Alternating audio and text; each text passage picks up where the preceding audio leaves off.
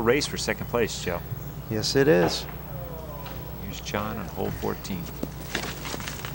Another tough shot where they got to throw over the rough to get to the pin. There's a little bit of a ravine here as well. Yeah, this is kind of opposite of the last hole. They're going back in the same direction as they just came in, but to the left now. And you saw his shot just tag a little bit of wood out there. Here's Joe. Money. If you notice, there's some gaps up top there that they can throw through. But if you catch anything, you know, even a branch, a small branch, it could knock you way down into the ravine and leave you a tougher shot. But once you carry that ravine, it's pretty open over there. As you can see right here on this shot, he's wide open.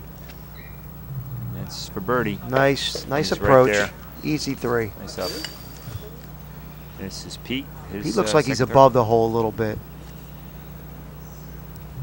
Yeah, just above the hole. See how he was coming down there? He was wide open.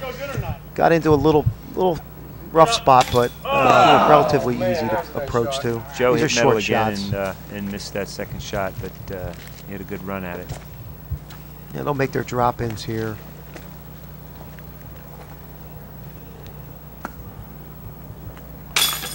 Real nice. Stay on the pole. You'll be fine. Keep the nose up a little bit.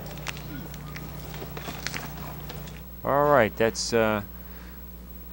still, like I say, a tight race for second place. All 92. John Bradway with 84 is starting to run away here. Hole 15. You can see the fairway. Really Nice drive right down the middle. That's what you want to see, Rex. Right down the middle. And the pin position here, Joe? Is well, it's off to the right a little bit. Once you get over that little hump out there, you'll see it kind of turn off to the right a little bit, and that's where you want to get that disc to go. All right, here's Joe with his drive.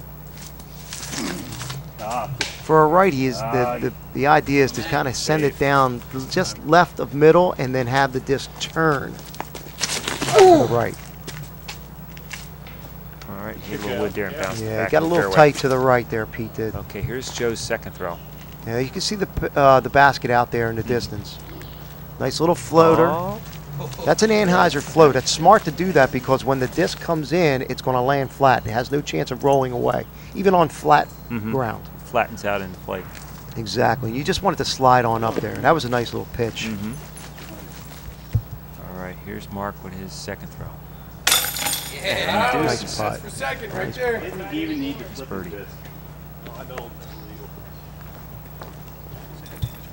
All these pin positions are basically par 3. They wanted to set this up in the old traditional layout, and what they're trying to do is go from the old tee to the old pin position, which were all par 3s, Right. and use the lids. There's a little nostalgia going on today. Exactly, exactly. It's a lot of fun. Yep. Dale Crawford came up with the idea to do this, and I think a lot of courses should do that. Yeah, it's a lot of fun to watch, a lot of fun to play. Yeah, bring back a little history. Yeah. So here's John Bradway in hole 16, first throw. Now he's throwing around that tree out there, Joe. Is that?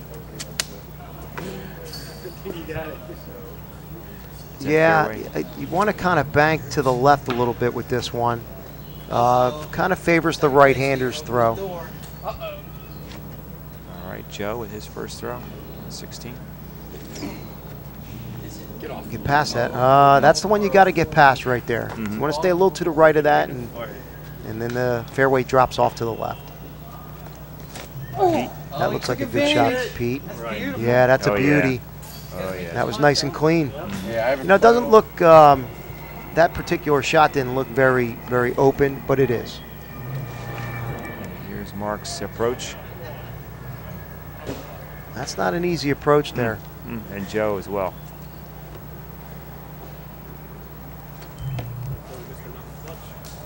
If you see the basket out there, they're sliding off, and there's that ravine again. That's the tail end of the ravine where it flattens out. It's not as pronounced as it is on 14 and 13. Tough place to putt out from because you got to putt up.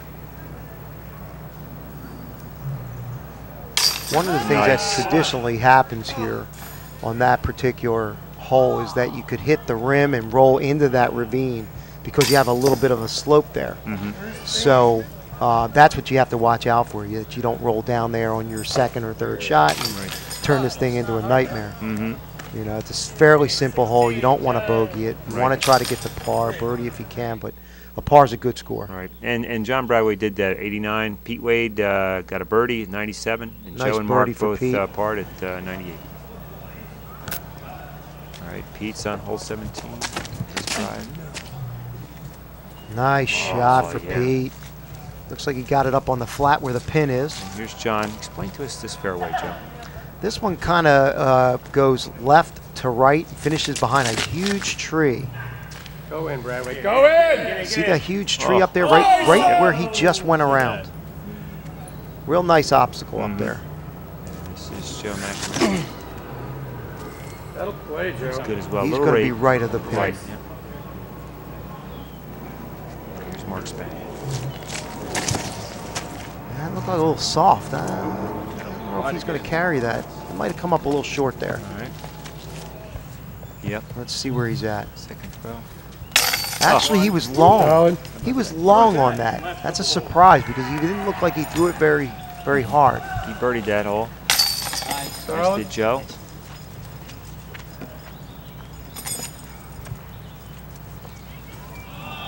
But I guess we got to kind of remember that That these gives are it short, all the back. old original tees to the original pins. They're not very long distance holes. They're only in the range of maybe 150 out to maybe 250. Right. So even for a lid, it's a fairly short shot. Right. Well, everybody birdied that except Pete. He had a tough, no love, let's put it that way, on those chains at You all. know, these guys here in second place better watch out. The group behind them is shooting pretty good, and they could catch them. That's a good point, Joe. Here's John with nothing to John's lose. taking a little risk there. He's Yeah. got a big lead. He's checking it out and say, I'd throw a roller here and see what You happens. got nothing to lose. Yeah, a lot of fun. He's going to have a lot of fun with that one. But these second place guys really should watch, huh, Joe? Yeah, they can't take anything for granted. You know, the group behind them weren't that far back, and they could make a move. Just saw Joe McNamara with a great drive. Here's Mark Spang. I caught a little bit of wood that it didn't hurt him. See how that macked? It's called a mack. It hits the edge of the disc and actually like recorrects the flight path. And that's exactly what happened there. He was actually probably going to flatten out and maybe tail left, but when that mack happened, it made him turn a little more right. Wow.